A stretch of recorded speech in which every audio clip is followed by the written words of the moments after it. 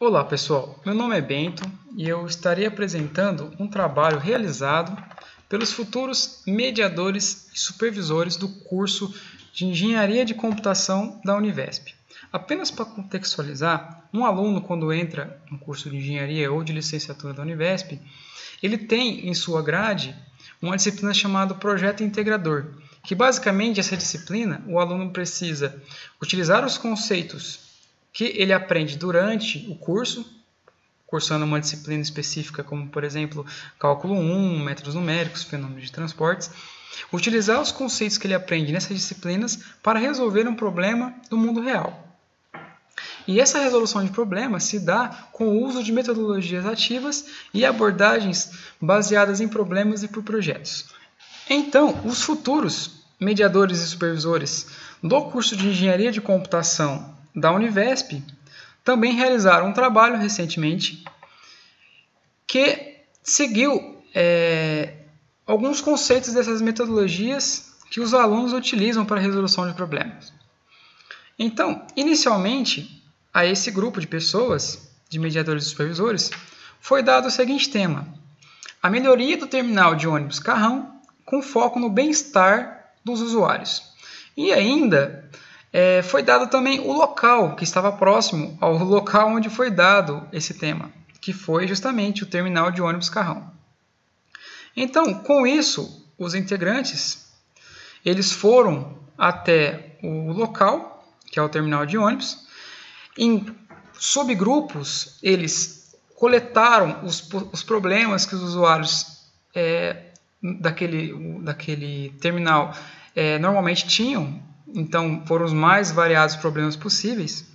E não só coletar esses problemas, mas observar aquela rotina daqueles usuários, identificando alguns possíveis principais problemas que aqueles usuários estavam tendo. Bom, após essa identificação de problemas com os usuários, alguns problemas que nós podemos mencionar foram a sujeira, que muitos usuários reclamavam também, que os mediadores e supervisores também identificaram, a falta de policiamento. Então, eram muitas poucas os policiais e guardas que ali frequentavam que faziam o policiamento daquele terminal. Então, pela quantidade de pessoas que ali estavam, que são os usuários do terminal, o policiamento era muito pequeno.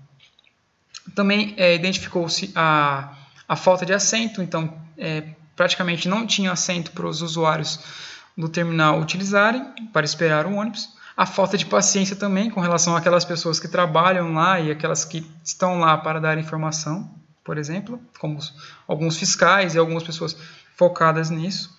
A dificuldade na organização de filas, então não tinham de fato uma organização sistemática. A falta de acessibilidade para pessoas como, por exemplo, com deficiências visuais. E também a falta de abrigo para moradores de rua, porque ali era muito lotado, está muito lotado de moradores de rua. E também para um local para os fiscais ficarem. Bom, após a identificação desses problemas, retornou-se ao local onde foi dado o tema. E aí ocorreu um brainstorming de todos do grupo. Uma vez que eles foram em grupos separados, ao retornar, houve um brainstorming. E apesar de terem muitos problemas, identificou-se que existia uma convergência desses problemas, em que alguns problemas eram mais frequentes com os grupos do que com outros. E esses problemas estavam justamente ao acesso à informação.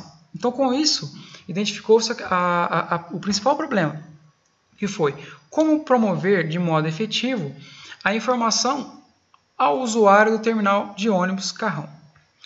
Bom, com base nisso, os mediadores e supervisores,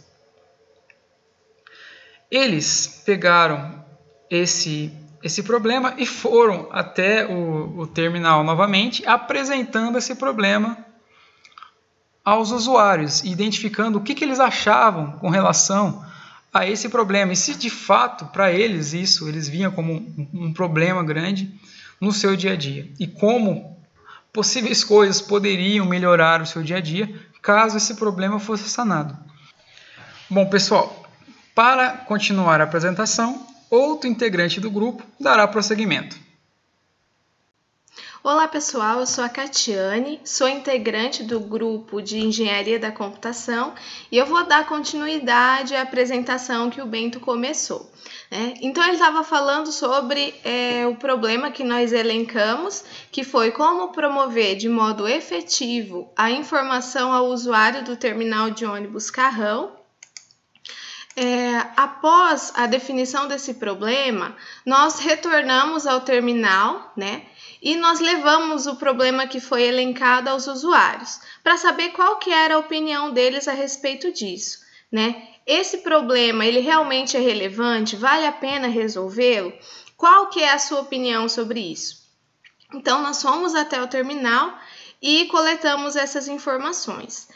Além disso, nós nos deparamos com um exemplo real, que foi quando uma moça chegou para um informante do terminal solicitando um telefone para ela fazer uma reclamação. E ao chegar e pedir esse número para o informante não tinha essa informação para dar, ele sabia, na verdade, pouca coisa a respeito do terminal. Então, além das opiniões que nós coletamos dos usuários do terminal, nós tivemos contato com esse exemplo, esse fato real, que representa um problema de informação dentro do terminal Carrão. Então, falando um pouco ainda sobre esse slide, aqui nós podemos ver uma imagem que nós coletamos do próprio terminal. E nós temos uma placa com pouquíssimas informações, quase nenhuma. E essa foi uma das reclamações também do pessoal lá do terminal na hora que a gente foi fazer a entrevista. Então, essa figura é mais para ilustrar mesmo um dos problemas de comunicação, de falta de informação que está tendo no terminal. Após coletar a opinião dos usuários do terminal sobre o problema que nós elencamos, nós retornamos à FATEC e fizemos um brainstorm sobre as possíveis soluções, que nós poderíamos estar elencando para resolver o problema. E nós conseguimos elencar 3 principais possíveis soluções. A primeira seria um software para fornecer informações sobre horários, linhas de ônibus, mapa do metrô e etc., mas sendo algo mais específico, tá? E a outra opção foi um software para centralizar essas informações, Então, ao invés de fazer um aplicativo para uma funcionalidade X, a gente pensou em fazer um software que centralizasse todas essas informações. E nós pensamos também em fazer um infográfico, que seria basicamente um cartaz informativo, contendo as principais linhas de ônibus, os principais horários, o mapa do terminal, o mapa dos arredores. Seria basicamente um guia visual para a pessoa estar utilizando para se localizar melhor no terminal.